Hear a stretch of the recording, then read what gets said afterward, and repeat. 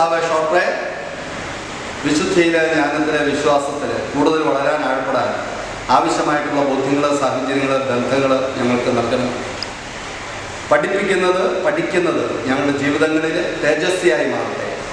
മദ്യപാനം, മയക്കുമരുന്ന്, ലൈംഗിക ആസക്തികളിലായിരിക്കുന്ന എല്ലാവരെയും സമർപ്പിക്കുന്നു. അതുവഴി കുടുംബങ്ങളിൽ ബുദ്ധിമുട്ട് അനുഭവിക്കുന്ന കുഞ്ഞുങ്ങളിലേക്ക് അവിടുത്തെ കരുണ വർഷിക്കണമേ.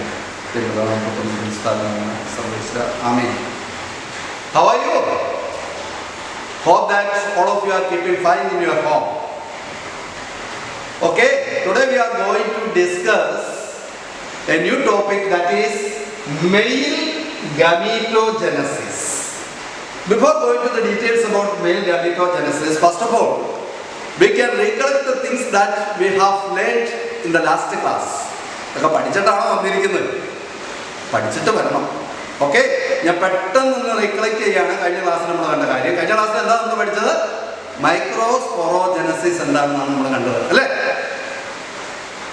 മൈക്രോസ്പോറോജനസിസുമായിട്ട് ബന്ധപ്പെട്ട് ആന്തറിന്റെ സ്ട്രക്ചർ നമ്മൾ കണ്ടു. ആന്തർ ഡെവലപ്പ് ചെയ്തിട്ടാണല്ലോ മൈക്രോസ്പോർ ഉണ്ടാകുന്നത്. ഇപ്പൊ ആന്തറിന്റെ സ്ട്രക്ചറിൽ രണ്ട് കാര്യങ്ങളാണല്ലോ. ഏതൊക്കെയാണ് പറഞ്ഞ്? ഒന്ന് ആന്തർ ബോള്, രണ്ട് sporogenous tissue. Anther wall differentiate ചെയ്തിരിക്കുന്നത് എന്തൊക്കെയായിട്ടാണ് ഡിഫറൻഷിയേറ്റ് ചെയ്തിരിക്കുന്നത്?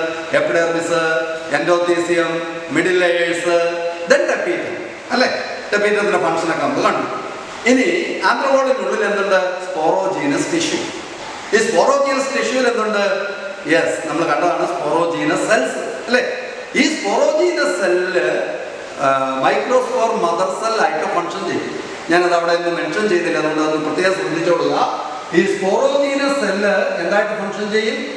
MMC അല്ലെങ്കിൽ മൈക്രോസ്പോർ മദർ സെൽ ആയിട്ട് ഫംഗ്ഷൻ ചെയ്യും. Each sporogenous cell functions as microspore mother cell that undergoes reduction division, thereby the formation of microspores. ഇതാണ് നമ്മൾ കണ്ടത്. സ്പോറോജീനസ് ടിഷ്യൂവിലെ ഓരോ സ്പോറോജീനസ് സെല്ലും മൈക്രോസ്പോർ മദർ സെൽ ആയിട്ട് ഫംഗ്ഷൻ ചെയ്യും. അതില് റിഡക്ഷൻ ഡിവിഷൻ അല്ലെങ്കിൽ മിയോസിസ് നടന്ന് 4 മൈക്രോസ്പോർസ് ഉണ്ടാകും ഒരു മൈക്രോസ്പോർ മദർ സെല്ലിൽ നിന്ന്. അങ്ങനെ എത്ര മൈക്രോസ്പോർ മദർ സെല്ലുണ്ടോ ഇൻറ്റു 4 എന്നുള്ള രീതിയിൽ മൈക്രോസ്പോർസ് ഓരോ മൈക്രോസ്പൊറാഞ്ചിയത്തിലും ഡെവലപ്പ് ചെയ്തിരിക്കുകയാണ്. യങ് ആന്തറിൽ 4 മൈക്രോസ്പൊറാഞ്ചി ഉണ്ടായിരുന്നു, പക്ഷെ മച്ചർ ആന്തറിൽ 2 ഉണ്ടാവുള്ളൂ. അങ്ങനെ ആ 2 പോളൻ സാക്കിലും ഇപ്പോൾ നിറയെ മൈക്രോസ്പോർസ് ഉണ്ട്. ഇനി നമ്മൾ നമ്മുടെ ഇന്നത്തെ ക്ലാസ്സിലേക്ക് വരികയാണ്. എന്താണ് മെയിൽ ഗമീറ്റോജനസിസ് എന്നുള്ളതാണ്.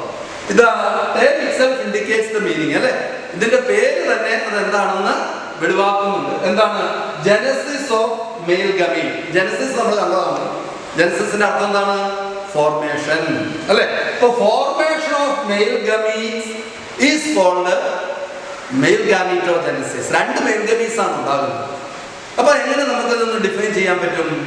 The process of formation of male gametes is called male gametogenesis. എഴുതിയെടുത്ത് പറഞ്ഞു പോകുമ്പോൾ ലെക്ചർ നോട്ടൊക്കെ എഴുതിയെടുത്തോണം. അപ്പൊ എന്താണ്? The process of formation of male gametes is called male gametogenesis. Male gametes ഉണ്ടാകുന്ന പ്രക്രിയയ്ക്ക് മെയിൽ ഗാമീറ്റോജനസിസ് എന്ന് പറയുന്നു. എവിടെ നിന്നാണ് മെയിൽ ഗമീറ്റ്സ് ഉണ്ടാകുന്നത്? മെയിൽ ഗമീറ്റ്സ് ഉണ്ടാകുന്ന സ്ട്രക്ചറാണ് മൈക്രോസ്പോറോ പോളൻഗ്രെയിൻ. ഈ മൈക്രോസ്പോറും പോളൻഗ്രെയിനും തമ്മിൽ ചെറിയ വ്യത്യാസമുണ്ട്, പക്ഷെ നമ്മുടെ ടെക്സ്റ്റ് ബുക്കിൽ അത് 2 സിനോണിംസ് ആയിട്ടാണ് ഉപയോഗിച്ചിരിക്കുന്നത്. ആദ്യം ഉണ്ടാകുന്ന ആ പ്ലാസ്മ മെംബ്രെയിനും സൈറ്റോപ്ലാസവും ന്യൂക്ലിയസും ഉള്ള അപ്ലോയിഡ് ന്യൂക്ലിയസ് ഉള്ള ആ സ്ട്രക്ചറാണ് ശരിക്കും മൈക്രോസ്പോർ. അത് ഡെവലപ്പ് ചെയ്ത് പോളൻഗ്രെയിൻ ഉണ്ടാകും. അപ്പം പോളൻഗ്രെയിനിൽ അതിൻ്റെ വോൾസും ഒക്കെ കാണും. Anyway, for the time being നമുക്കിത് ഒരുപോലെ തന്നെ കാണാം. അപ്പം നമ്മൾ we are going to discuss microspore or പോളൻഗ്രെയിൻ്റെ സ്ട്രക്ചർ കാണാൻ പോവാം. ഈ പോളൻഗ്രെയിനെ കുറിച്ചുള്ള സ്റ്റഡിക്ക് ഒരു പ്രത്യേക പേര് പറയുന്നുണ്ട്. That is called palynology. Palynology. എന്താണ് പാലിനോളജി എന്ന് പറഞ്ഞു കഴിഞ്ഞാൽ? The study of pollen grains. The study of pollen grains is said to be palynology. അപ്പൊ നമ്മൾ പോളൻ ഗ്രെയിൻ്റെ ഒരു സ്ട്രക്ചർ കാണാനായിട്ട് പോവുകയാണ്. ശ്രദ്ധിച്ചിരുന്നോളൂ. ഇത് നമ്മൾ കണ്ട ആദ്യത്തെ മൈക്രോസ്പോർ, അല്ലേ? പ്ലാസ്മ മെംബ്രെയിൻ, ഇവിടെ സൈറ്റോപ്ലാസം, തന്നെ ഇവിടെ ഹാപ്ലോയിഡ് ന്യൂക്ലിയസ്. ഇനി ഇവിടെ എന്തുണ്ട്? പോളൻഗ്രെയിൻ്റെ സ്ട്രക്ചറിൽ നമുക്ക് 2 ലെയർ കാണാനായിട്ട് പറ്റും. ഒന്ന് ഉള്ളിലുള്ള ഒരു layer, that is intine, that is a thin wall. ഇനി ഇതിന് പുറമെ മറ്റൊരു വോളുണ്ട്, that is called exine, that is a thick wall. ഒന്ന് ശ്രദ്ധിച്ച മക്കളെ, the pollen grain has 2 walls. ഞാൻ എഴുതാൻ പോവാണ് pollen grain. Pollen grain. And this pollen grain is considered as the male gametophyte in angiosperms. ഇത് ചിലപ്പോൾ എക്സാമിനേഷൻ ചോദിക്കാറുള്ളതാണ്, കൊണ്ടൊന്ന് not ചെയ്ത് വെച്ചു.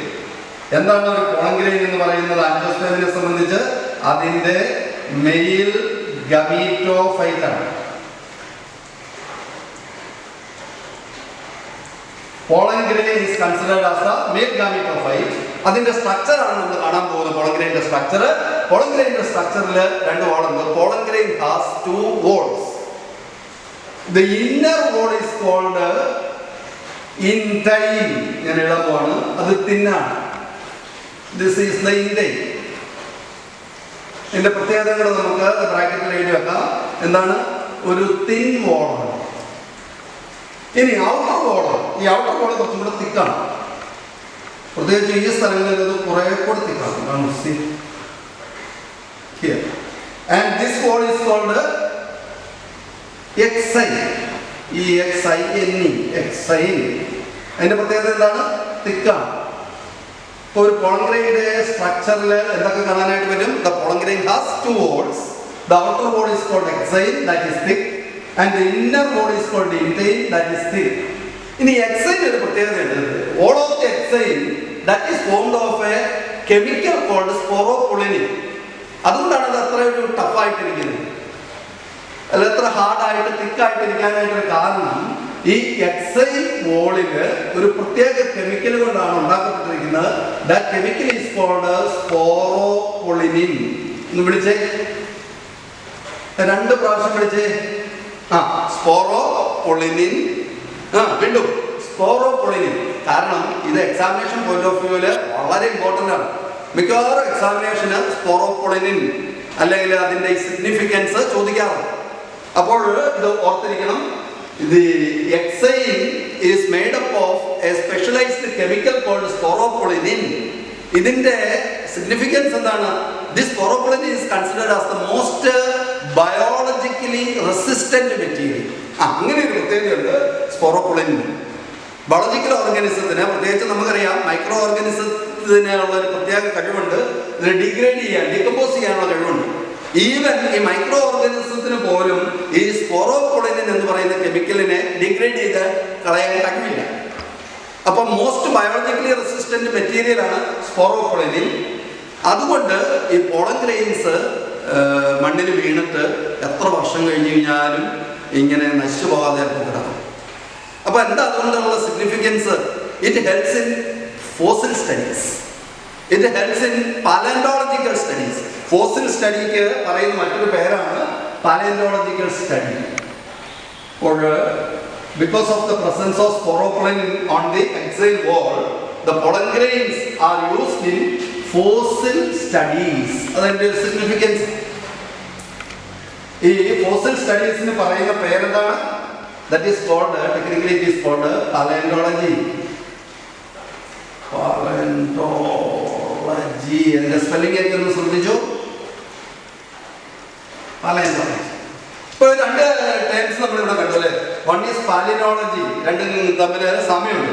One is called palynology, one is called palaeology. എന്താണ് ഇത് തമ്മിലുള്ള വ്യത്യാസം? Palynology is the study of pollen grains and palaeology is the study of fossils.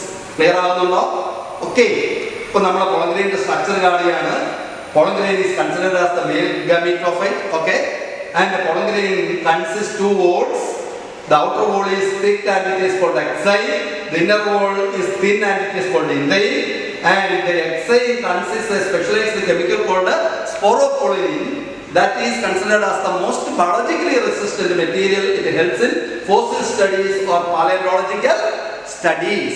ഇനി ഒന്ന് നോക്കിക്കേ, ഈ എക്സൈൻ നോക്കിക്കഴിയുമ്പം നിങ്ങൾക്ക് കാണാൻ പറ്റുന്നത് പോലെ ഇവിടെ ഈ ഭാഗം ഇവിടെ here it is thick more thick, here it is more thick, here it is thick, here it is thick, here it is, but ഇവിടെ ചില തിൻ ഏരിയാസ് ഉണ്ട് അല്ലേ, കുറച്ച് തിക്ക് ഏരിയാസ് ഉണ്ട്, അതേപോലെ തന്നെ ഇവിടെ തിൻ ഏരിയാസ് കൂടെ ഉണ്ട്.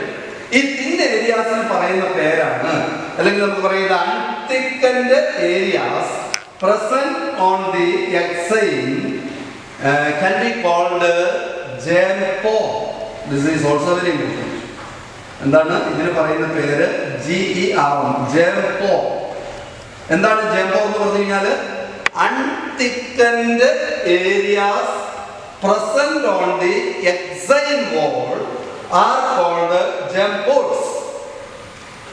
എക്സൈനിൽ കാണുന്ന അൺതിക്കൻഡ് ആയിട്ടുള്ള ഏരിയാസിന് പറയുന്ന പേരാണ് ജെംപോഴ്സ്. ഈ ജെംപോഴ്സിന് ഒരു സിഗ്നിഫിക്കൻസ് ഉണ്ട്.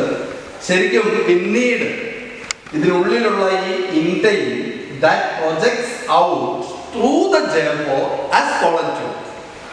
ഇപ്പം പിന്നീട് ഇപ്പോഴല്ലത്, പിന്നീട് ഇതിനകത്തുള്ള ഈ ഇൻഡൈൻ വോളുണ്ടല്ലോ, ഈ ഇൻഡൈൻ വോള് പുറത്തേക്ക് പോളൻ ട്യൂബ് ആയിട്ട് പ്രൊജക്റ്റ് ഔട്ട് ചെയ്യും, carry the two male ഗമൻസ്.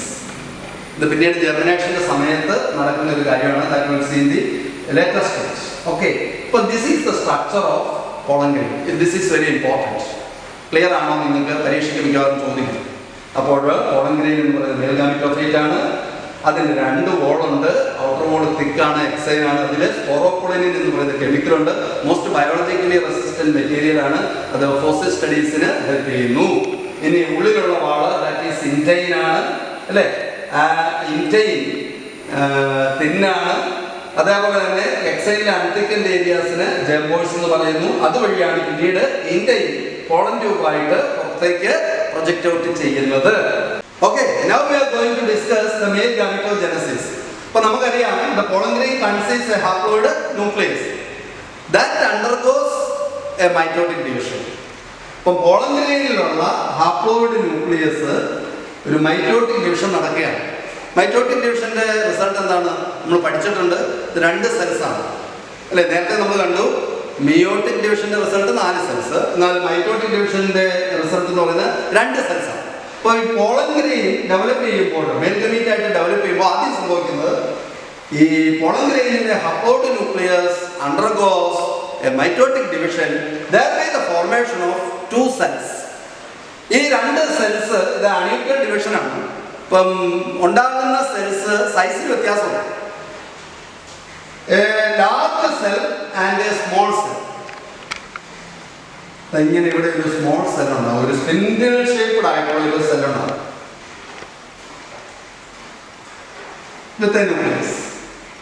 And this will be the large cell. ഇതിനൊരു പ്രത്യേക പേരുണ്ട്, ഇങ്ങോട്ട് എഴുതാം. The large cell is called vegetative cell. വിളിച്ച് vegetative cell. ഇതിന് മറ്റൊരു പേരുണ്ട്. This is otherwise called tube cell. The small cell is called generative cell. വിളിച്ച് generative cell.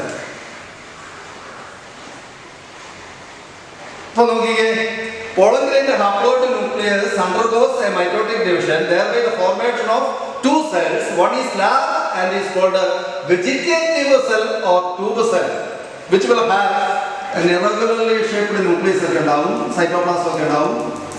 Okay, and the small cell is called a generative cell. അതിന് ഒരു spindle shape ഉണ്ടാവും. ചില കേസുകളിൽ ഇതിങ്ങനെ ഫ്ലോട്ട് ചെയ്ത് കിടക്കും, ഇതിൽ ഫ്ലോട്ട് ചെയ്ത് കാണും.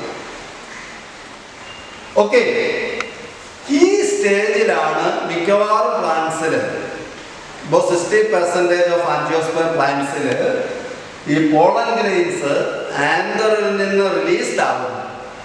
The pollen grains are shed from the anther at 2-celled stage. ഇത് ഇമ്പോർട്ടൻ്റ് ആണ്, പരീക്ഷയ്ക്ക് ചോദിക്കാം. In which celled stage the pollen grains are liberated എന്നിട്ട് വേണം ചോദിക്കാം. ഇപ്പൊ നമുക്ക് പറയാൻ പറ്റും എന്താണ്, 2-celled സ്റ്റേജിലാണ് മിക്കവാറും ആൻജിയോസ്പേം പ്ലാന്റ്സിൽ ഈ പോളൻ ഗ്രെയിൻസ് റിലീസ് ചെയ്യപ്പെടുന്നത് പുറത്തേക്ക് പോകുന്നു. ഈ പോളൻ ഗ്രെയിൻസ് നിങ്ങൾ കണ്ടിട്ടുണ്ടോ? Have you ever seen pollen grains? നിങ്ങൾ കണ്ടിട്ടുണ്ടാവും, പക്ഷെ നിങ്ങൾക്ക് ചിലപ്പോൾ മനസ്സിലായിട്ടുണ്ടാവുകയല്ല ഇത് പോളൻ ഗ്രൈൻസ് ആണ്. നമ്മൾ പോളൻ ഗ്രൈൻസിന് പറയുന്ന ഒരു മലയാളം പേരെന്താണ്? പൂമ്പൊടി എന്ന് പറയും അല്ലേ? You might have seen in hibiscus, വളരെ കോമൺ ആയിട്ടുള്ള ഒരു പ്ലാന്റ് ആണ്. ഏതാണ്? ചെമ്പരത്തി അല്ലേ? ചെമ്പരത്തിയിൽ നോക്കിയാൽ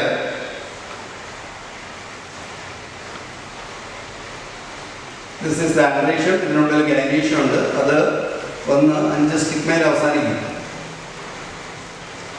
Okay, and here you can see the stamens. There are numerous stamens arranged ചെയ്തിട്ടുണ്ട് അല്ലേ?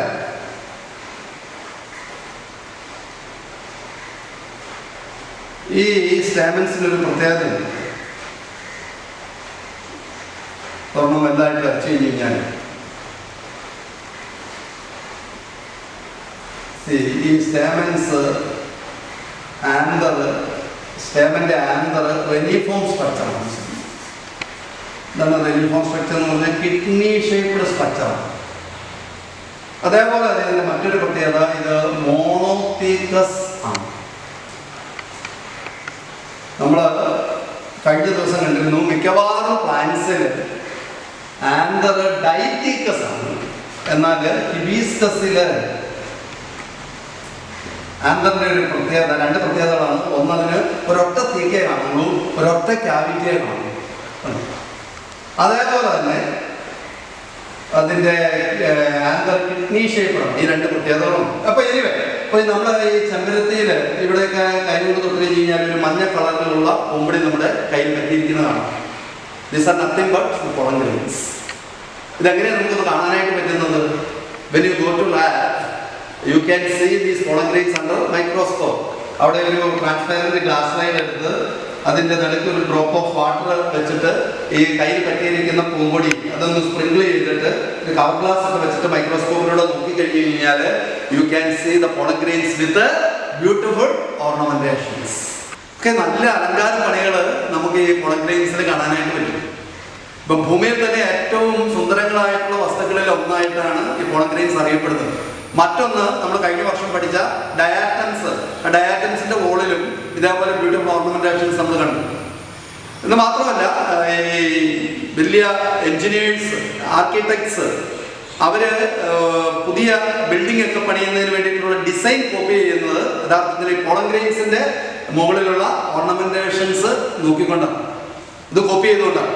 എന്ന് മാത്രമല്ല ഒരു ഗോൾഡ് സ്മിത്സ്, ഈ സ്വർണ്ണാഭരണ പണിക്കാർ പുതിയ ആഭരണങ്ങൾ ഡിസൈൻ ചെയ്യുന്നതിന് വേണ്ടിയിട്ടും ഈ പോളൻ ഗ്രെയിൻസിന്റെ പുറമേയുള്ള ഓർണമെന്റേഷൻസ് കോപ്പി ചെയ്യാറുണ്ട്. ഇതൊരു പ്രത്യേകത.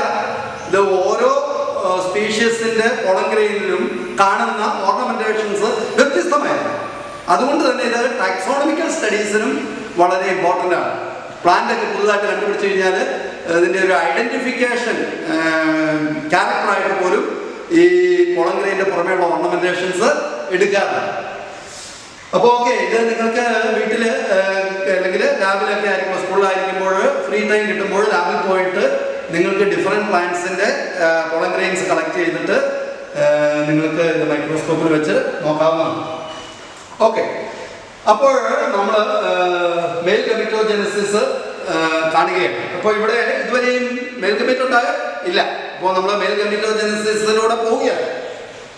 അപ്പോൾ നമ്മൾ കണ്ട കാര്യങ്ങൾ ഒന്നും കൂടെ നമുക്കൊന്ന് നോക്കാം.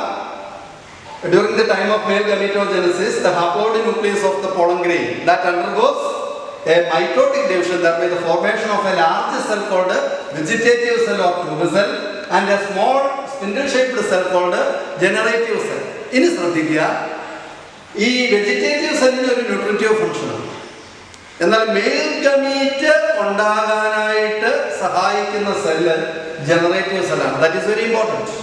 ഓർത്തിരുന്നു, the generative cell undergoes a mitotic division. വീണ്ടും ജനറേറ്റീവ് സെല്ലില് ഒരു മൈറ്റോട്ടിക് ഡിവിഷൻ കൂടെ നടക്കുക. Thereby the formation of two male gametes which will be carried through the pollen tube. ഒന്ന് ശ്രദ്ധിച്ച്, ഈ ജനറേറ്റീവ് സെല്ലിൽ വീണ്ടും ഒരു മൈറ്റോസിസ് നടന്ന് 2 മെയിൽ ഗമീറ്റ്സ് ഉണ്ടാകുന്നു. മെയിൽ ഗമീറ്റ്സ് ഉണ്ടായി കഴിഞ്ഞു കഴിഞ്ഞാൽ മെയിൽ ഗമീറ്റോജനസിസ് കഴിഞ്ഞു. ഇവിടെ ഞാൻ നേരത്തെ പറഞ്ഞു, മിക്കവാറും അബോവ് 60% ഓഫ് ആൻജിയോസ്പേം പ്ലാന്റ്സിലും പോളൻ ഗ്രെയിൻസ് ലിബറേറ്റ് ചെയ്യുന്നത്, റിലീസ് ചെയ്യുന്നത്, ഷെഡ് ചെയ്യുന്നത് ഏത് സെൽഡ് സ്റ്റേജിലാണ്? 2 സെൽഡ് സ്റ്റേജിലാണ്. എന്നാൽ ഒരു 30 to 40% ആൻജിയോസ്പേം പ്ലാന്റ്സിൽ 3 സെൽഡ് സ്റ്റേജിലായിരിക്കാം ഈ പോളൻ ഗ്രെയിൻസ് ലിബറേറ്റ് ചെയ്യുന്നത്. അപ്പോൾ അവിടെ എന്ത് സംഭവിക്കും? The generative cell that undergoes further mitotic division thereby the formation of 2 male gametes. ഇത് ഇതിനകത്ത് തന്നെ കാണാം. അപ്പോൾ ഇത് 3 സെൽഡ് സ്റ്റേജ് ആയി അല്ലേ? ഇത് 2 മെയിൽ ഗമീറ്റ്സ്, അതേപോലെ തന്നെ ഒരു tube cell or vegetative cell. ഈ 3 സെൽഡ് സ്റ്റേജിലായിരിക്കും ലിബറേറ്റ് ചെയ്യുന്നത്. എന്നാൽ കൂടുതലും ആൻജിയോസ്പേം പ്ലാന്റ്സിൽ എങ്ങനെയാണ്? ഇത് 2 സെൽഡ് സ്റ്റേജിലാണ് ലിബറേറ്റ് ചെയ്യുന്നത്. And the further development that takes place on the stigmatic surface of the female reproductive organ. Female reproductive organ-ന്റെ ഇതിപ്പോൾ അതിൻ്റെ സ്റ്റിഗ്മയാണെന്ന് വിചാരിക്കാം. And this is the style. നമ്മൾ പിന്നീട് അത് ഡീറ്റെയിൽ ആയിട്ട് കാണും. ഇവിടെ ഇങ്ങനെ പോളൻ ഗ്രെയിൻ വന്ന് പതിച്ചു എന്ന് വിചാരിക്കുക. പോളൻ ഗ്രെയിൻ വന്ന് പതിച്ചിട്ട് അതിൻ്റെ ജേംപോറിലൂടെ ഈ intine that projects out as a pollen tube. And that will be carrying the 2 male gametes. Generative cell divided. Here you can see the tube cell, and these 2 are the male gametes. ഇതാണ് യഥാർത്ഥത്തിൽ നടക്കുന്നത്. ഇങ്ങനെ mail gamete ഉണ്ടായി കഴിഞ്ഞാൽ നമ്മുടെ mail ഗമീറ്റോജനസിസ് കഴിഞ്ഞു. ഇനി ഒരു കാര്യം കൂടെ ഉള്ളൂ, നമുക്ക് ഈ ഒരു ടോപ്പിക്കിൽ അതും കൂടെ പറഞ്ഞ് നമുക്ക് ഈ ക്ലാസ് വൈൻഡപ്പ് ചെയ്യാം. That is the importance of pollen grain. That is very important in the examination point of view. Significance of pollen grain.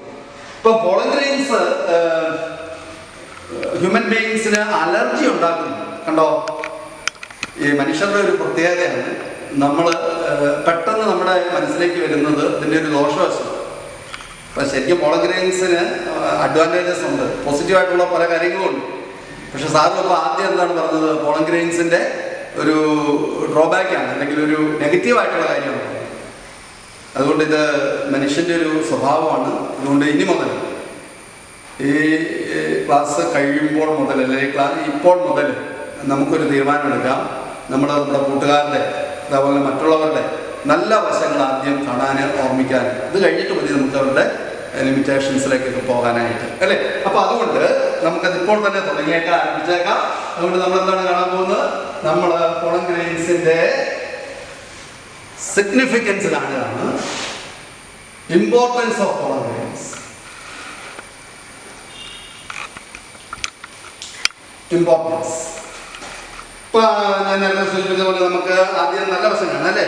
Pollen grains R nutritious. Pollen grains are rich in nutrients. അതാണ് ഒന്നാമത്തെ point ആയിട്ട് നമുക്ക് പറയാൻ പറ്റുന്നത്.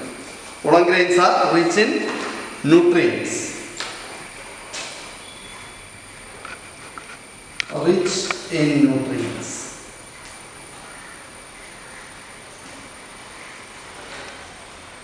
So that the pollen grains are used as food supplements. And it has become a fashion to consume or use pollen grains, especially in the form of tablets and syrups. അപ്പോൾ അങ്ങനെയും കൂടെ വന്നിട്ടുണ്ട്. Western countries they consume pollen grains in the form of tablets and syrups, and that are made available in the markets. Medical ഷോപ്പിൽ അതുപോലെ മാർക്കറ്റിൽ നമുക്ക് വാങ്ങിക്കാനായിട്ട് കിട്ടുന്ന രീതിയിൽ അത് സിറപ്പായിട്ട്, ടാബ്ലറ്റ്സ് ആയിട്ട് നമുക്ക് ഉപയോഗിക്കാനായിട്ട് പറ്റും.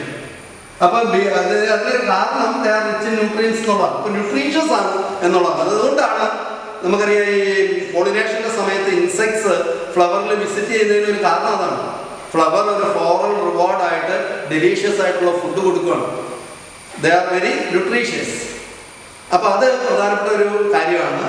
എന്ന് മാത്രമല്ല, the consumption of pollen grains has been claimed to increase the performance of race horses and athletes. അങ്ങനെ ഒരു പ്രത്യേകതയും തിരിച്ചറിഞ്ഞിട്ടുണ്ട്. ഈ അത്ലറ്റ്സിനൊക്കെ അവർക്ക് നല്ല എനർജിയൊക്കെ വേണം. അപ്പം ഓടാനും ചാടാനും അല്ലേ. അപ്പോൾ അതിനു മുമ്പ് അവർ ഈ പോളൻ ഗ്രെയിൻസ് കൺസ്യൂം ചെയ്യുമെന്നാണ് പറയുന്നത്. അതുകൊണ്ട് അവർക്ക് നല്ല എനർജി കിട്ടും. അതേപോലെ തന്നെ കുതിര ഓട്ടത്തില്, കുതിര പന്തയത്തില് കുതിരകൾക്ക് ഈ പോളൻ ഗ്രെയിൻസ് കൊടുക്കാറുണ്ട്. അപ്പോൾ ഇതൊക്കെ പോളൻ ഗ്രെയിൻ്റെ ഒരു പോസിറ്റീവായിട്ടുള്ള കാര്യമാണ്. They can be used in food supplements എന്നുള്ളത്. ഇനി രണ്ടാമത് ആയിട്ടുള്ള ഒരു കാര്യം ഞാൻ നേരത്തെ സൂചിപ്പിച്ചതാണ് അല്ലെ, because of the presence of the sporopollenin on the exine wall of pollen grain that may help in fossil studies. ഇപ്പം പാലന്റോളജിക്കൽ സ്റ്റഡീസിന് ഹെൽപ്പ് ചെയ്യും അല്ലെ, ഹെൽപ്സ് ഇൻ പാലന്റോളജിക്കൽ സ്റ്റഡീസ്. പിന്നെ മൂന്നാമതായിട്ട് ഞാനൊന്ന് പറഞ്ഞു, കാരണം the pollen grains will have many beautiful ornamentations so that it helps in taxonomical studies. Taxonomical studies എന്ന് പറഞ്ഞു കഴിഞ്ഞാൽ ഐഡന്റിഫിക്കേഷൻ ഇപ്പം സിമിലർ ആയിട്ടുള്ള കുറേ ക്യാരക്ടേഴ്സ് വന്നു. അപ്പോൾ ഏത് ഫാമിലിയിലാണ് ഇതിനെ ഉൾപ്പെടുത്തേണ്ടത് എന്നൊരു കൺഫ്യൂഷൻ വരുമ്പോൾ വേണമെങ്കിൽ നമുക്ക് ഇത് പാലിനോളജിക്കൽ സ്റ്റഡീസ് അല്ലെങ്കിൽ അതിൻ്റെ ടാക്സോണമിക്കൽ സ്റ്റഡീസിൽ ഈ പോളൻ ഗ്രെയിൻസിൻ്റെ ഓർണമെന്റേഷൻസിൻ്റെ പ്രത്യേകത നോക്കി അതിനെ ഒരു പ്രത്യേക ഫാമിലിയിലേക്ക് ഇടാനായിട്ട് പറ്റും. അപ്പോൾ നോക്കിക്കേ, ഇതിൻ്റെ പോസിറ്റീവായിട്ടുള്ള കാര്യങ്ങൾ, these pollen grains are rich in nutrients so that it can be used as food supplements അല്ലേ. അതേപോലെ തന്നെ bee pollen that is available in the market കേട്ടോ. bee pollen എന്ന് നമ്മൾ പറയും. bee pollen എന്താണ് bee pollen എന്ന് പറഞ്ഞു കഴിഞ്ഞാൽ നിങ്ങളുടെ ടെക്സ്റ്റ് ബുക്കിലൊക്കെ ഇതിൻ്റെ ഒരു ലേബലിംഗ് ഒക്കെ കാണിച്ചിട്ടുണ്ട്, നിങ്ങൾ പോയി നോക്കണം. അതായത് pollen grains which are pollinated by bees can be called bee pollen.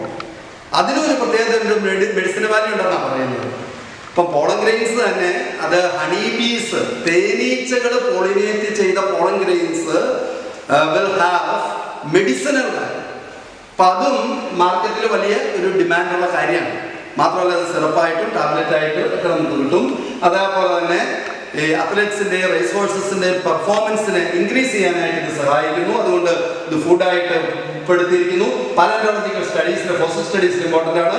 Taxonomical സ്റ്റഡീസിന് help ചെയ്യുന്നു. ഇനി നമുക്ക് അതിൻ്റെ ഒരു ദോഷവശം നമുക്ക് നോക്കാം. നമ്മൾ നേരത്തെ പറഞ്ഞ പോലെ pollen grains cause allergies, various types of allergies in human beings can cos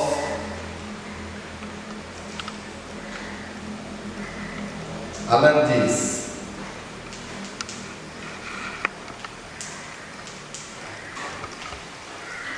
acacia എന്ന് പറയുന്നത് നമ്മുടെ സ്കൂളുണ്ടായിരുന്നു, പക്ഷേ ബിൽഡിംഗ് ഒക്കെ ഉണ്ടാകുന്ന സമയത്ത് നമ്മൾ വെട്ടിക്കളയും.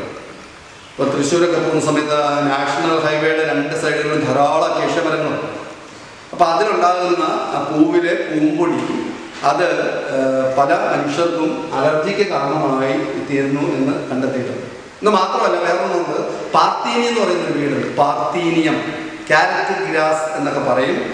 അത് ഗോതമ്പ് നമ്മുടെ രാജ്യത്തേക്ക് ഇൻട്രൊഡ്യൂസ് ചെയ്യപ്പെട്ടപ്പോൾ അതിൻ്റെ കൂടെ വന്നൊരു സാധനമാണ്. പക്ഷെ അത് വലിയൊരു പ്രശ്നമായിട്ട് മാറി, ഒരു എൻവറോൺമെൻറ്റൽ ഇഷ്യൂ ആയിട്ട് മാറി. അതിന് വലിയ കളയാണ്. അതിൻ്റെയും ഈ പൂമ്പൊടി that may cause different types of allergies. എല്ലാവർക്കും അത് വരണമെന്നില്ല, പക്ഷെ കുറേ ആൾക്കാർക്ക് അത് അലർജീസിന് കാരണമാകും. എന്ന് മാത്രമല്ല, that may lead to the respiratory disorders like the chronic respiratory disorders like asthma and bronchitis. ഇപ്പോൾ ചിലരിൽ ഈ പൂമ്പൊടി അല്ലെങ്കിൽ ഈ പോളൻ ഗ്രെയിന് എന്തിനു കാരണമാകുന്നു? ആസ്മയ്ക്ക് കാരണമാകുന്നു, ക്രോണിക് ആയിട്ടുള്ള റെസ്പിറേറ്ററി ഡിസോർഡേഴ്സിന് കാരണമാകുന്നു, ബ്രോങ്കൈറ്റീസിന് കാരണമാകുന്നു. Then the last one is viability. അതുകൂടെ പറഞ്ഞ് നമ്മൾ അവസാനിപ്പിക്കുകയാണ്. പോളൻ ഗ്രെയിൻ്റെ വയബിലിറ്റി എന്ന് പറഞ്ഞു കഴിഞ്ഞാൽ അതിന് സജീവമായിട്ട് നിലനിൽക്കാനായിട്ട് എത്ര സമയം പറ്റും, അത് ജെർമിനേറ്റ് ചെയ്യാനായിട്ട് എത്ര സമയം വരെ ഉണ്ട് എന്നുള്ളതാണ്. അത് പറഞ്ഞിരിക്കുന്നത് പല species, it may be defied in different species. The viability of the pollen grains that may be defied in different species. Okay, അപ്പം റൈസിലും ഗോതമ്പിലും ഒക്കെ അതിൻ്റെ പോളൻ വയബിലിറ്റി എന്ന് പറയുന്നത് 30 മിനിറ്റ് ഉണ്ടാവുള്ളൂ. എന്നാൽ മറ്റ് ചില ഫാമിലീസിൽ ഇപ്പോൾ ചില റോസേസ് ലെഗുമിനേസെ തുടങ്ങിയുള്ള ഫാമിലീസിൽ പോളൻ വയബിലിറ്റി അതിൻ്റെ ഡ്യൂറേഷൻ എന്ന് പറയുന്നത് കൂടുതലായിരിക്കും, ചിലപ്പം മാസങ്ങളോ വർഷങ്ങളോ ഒക്കെ ആകും. അപ്പോൾ അതുകൊണ്ട് എന്ത് ചെയ്യും, ഇപ്പം നല്ല സ്പീഷീസിൻ്റെ ഒക്കെ pollen grains that may be preserved in very low temperature. The temperature of liquid nitrogen ഒരു 196 degrees Celsius നമുക്ക് പ്രിസർവ് ചെയ്യാനായിട്ട് പറ്റും. That process is called cryopreservation. You might have heard about it. Cryopreservation എന്നാണ് പറയുന്നത് അല്ലേ. വെരി ലോ ടെമ്പറേച്ചറിൽ pollen grains നമുക്ക് സൂക്ഷിച്ചു വെക്കാം. And that can be considered as pollen bank എന്ന് നമ്മൾ പറയുന്ന പേര് പോളൻ ബാങ്ക് എന്നാണ്. അപ്പം നല്ല വെറൈറ്റി ഓഫ് പ്ലാന്റിൻ്റെ ഒക്കെ പോളൻ ഗ്രെയിൻസ് നശിച്ചു പോകാതെ ലിക്വിഡ് നൈട്രജൻ്റെ ടെമ്പറേച്ചറിൽ 196 ഡിഗ്രി സെൽഷ്യസ് അത്രയും താഴ്ന്ന ടെമ്പറേച്ചറിൽ നമുക്ക് സൂക്ഷിച്ചു വെച്ച് പോളൻ ബാങ്ക് ആയിട്ട് കൺസർവ് ചെയ്യാനായിട്ട് പറ്റും. പെട്ടെന്ന് നമ്മൾ ഒരു 2 മിനിറ്റിനുള്ളിൽ പെട്ടെന്ന് ഓടിച്ച് കാണുകയാണ്. അപ്പോൾ ഇന്നത്തെ ക്ലാസ് നമ്മൾ കണ്ട ഒരേ കാര്യം ഇതാണ്, ദാറ്റ് ഈസ് മെയിൽ ഗാമീറ്റോജെനസിസ് എന്ന് പറഞ്ഞു കഴിഞ്ഞാൽ ഫോർമേഷൻ ഓഫ് മെയിൽ ഗാമീറ്റ്സ്. അതിൻ്റെ തുടക്കം എന്ന് പറയുന്നത് പോളൻ ഗ്രെയിൻ ഓർ മൈക്രോസ്പോറാണ്. അതിൻ്റെ സ്ട്രക്ചർ നമ്മൾ കണ്ടു. അതിന് ഹാപ്ലോയിഡ് ന്യൂക്ലിയസ്, അതേപോലെ തന്നെ പുറമെ ഒരു ഇൻഡെയിനും എക്സൈനിൻ്റെ സ്പോറോപൊളിനിൻ, അതേപോലെ തന്നെ തിൻ ഏരിയാസിൽ ജേമ്പോർ. അതിലെ ഹാപ്ലോയിഡ് ന്യൂക്ലിയസ് മൈറ്റോട്ടിക് ഡിവിഷൻ നടന്ന് ഒരു വെജിറ്റേറ്റീവ് സെല്ലും ഒരു ജനറേറ്റീവ് സെല്ലും ഉണ്ടാകും. ഈ ജനറേറ്റീവ് സെല്ല് വീണ്ടും മൈറ്റോസിസ് നടന്ന് 2 മെയിൽ ഗമീറ്റ്സ് ഉണ്ടാകും. അതോടുകൂടി ഇത് കഴിഞ്ഞു, മെയിൽ ഗാമീറ്റോജെനസിസ് കഴിഞ്ഞു. പിന്നെ നമ്മൾ അതിൻ്റെ ഇമ്പോർട്ടൻസ് കണ്ടു, ഇതിൻ്റെ അഡ്വാൻറ്റേജസ് ആയിട്ട് നമ്മൾ കണ്ടു.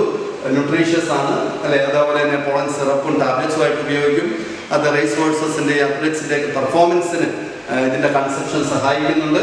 പിന്നീട് നമ്മുടെ പാലിയോളജിക്കൽ സ്റ്റഡീസിനും ടാക്സോണമിക്കൽ സ്റ്റഡീസിനും ഒക്കെ പോളൻ ഗ്രെയിൻ വളരെ ഇമ്പോർട്ടൻ്റ് ആണ്.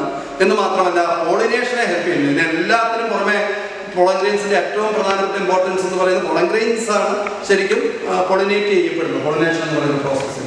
പിന്നീട് അതിൻ്റെ ഒരു ഡിസഡ്വാൻറ്റേജ് എന്ന് കണ്ടത് it can cause allergies in many humans എന്ന് മാത്രമല്ല അത് ക്രോണിക് ആയിട്ടുള്ള റെസ്പിറേറ്ററി ഡിസോർഡേഴ്സിലേക്ക് നയിക്കാൻ ആസ്മ ബ്രോങ്കൈറ്റിസ് വരും. പിന്നെ അതിൻ്റെ വയബിലിറ്റി നമ്മൾ കണ്ടു. ഇതിൻ്റെ വയബിലിറ്റി പലതിലും വ്യത്യസ്തമാണ്.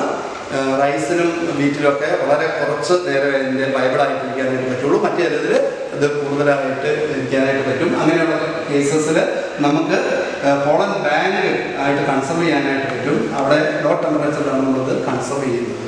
ഇനി നിങ്ങളോട് ഒരു കാര്യം പറഞ്ഞ് ഞാൻ അവസാനിപ്പിക്കുകയാണ്. നമ്മളിത് ക്ലാസ്സൊക്കെ കേട്ടു എന്ന് പറഞ്ഞുകൊണ്ട് നമ്മൾ പഠിക്കുക. എപ്പോഴും ഞാൻ നിങ്ങളോട് സൂചിപ്പിക്കാറുള്ളത് പോലെ നിങ്ങൾ ലെക്ചർ നോട്ട് വളരെ ഭംഗിയായിട്ട് എടുക്കണം. ഇത് ഓൺലൈൻ ക്ലാസ് ആയതുകൊണ്ട് നമുക്കറിയാം നിങ്ങളുടെ നോട്ടുകളൊക്കെ കറക്റ്റ് ചെയ്യാനായിട്ട് നമുക്ക് കിട്ടില്ല.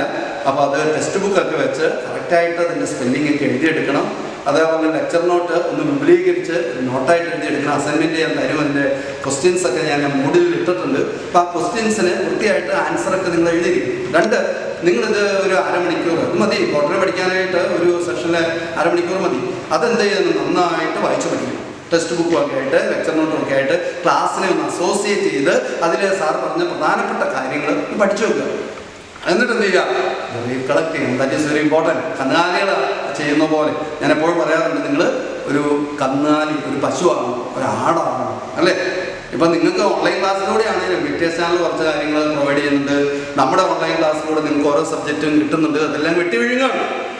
പക്ഷെ അതിനെയൊക്കെ വീണ്ടും എടുത്തിട്ട് വീണ്ടും അത് ഓർമ്മയിൽ കൊണ്ടുവന്ന് വീണ്ടും ഒന്ന് റീകളക്ട് ചെയ്ത് വീണ്ടും ഉള്ളിലേക്ക് ആക്കുമ്പോഴത് ബ്രെയിനിൽ ഓർമ്മയായിട്ട് ഇങ്ങനെ നിൽക്കണം. പിന്നീട് ഏത് സമയത്തും നിങ്ങൾക്കത് റീപ്രൊഡ്യൂസ് ചെയ്യാനായിട്ട് പറ്റും അല്ലേ.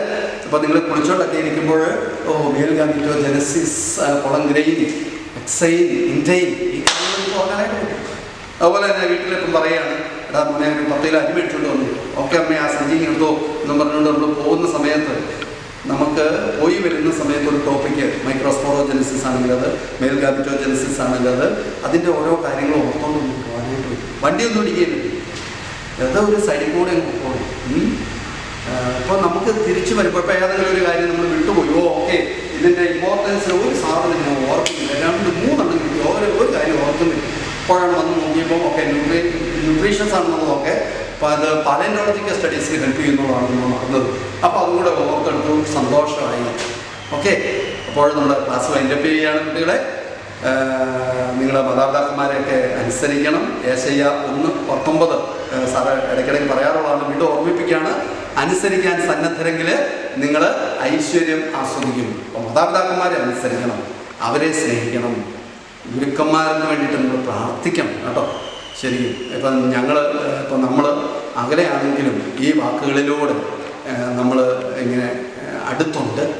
ഞങ്ങളുടെയൊക്കെ വലിയൊരു അനുഗ്രഹം നിങ്ങളുടെ ശിരസ്സിന് മുകളിൽ ഉണ്ട്.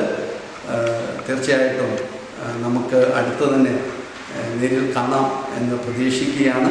നന്നായിട്ട് പഠിക്കുക. Thank you.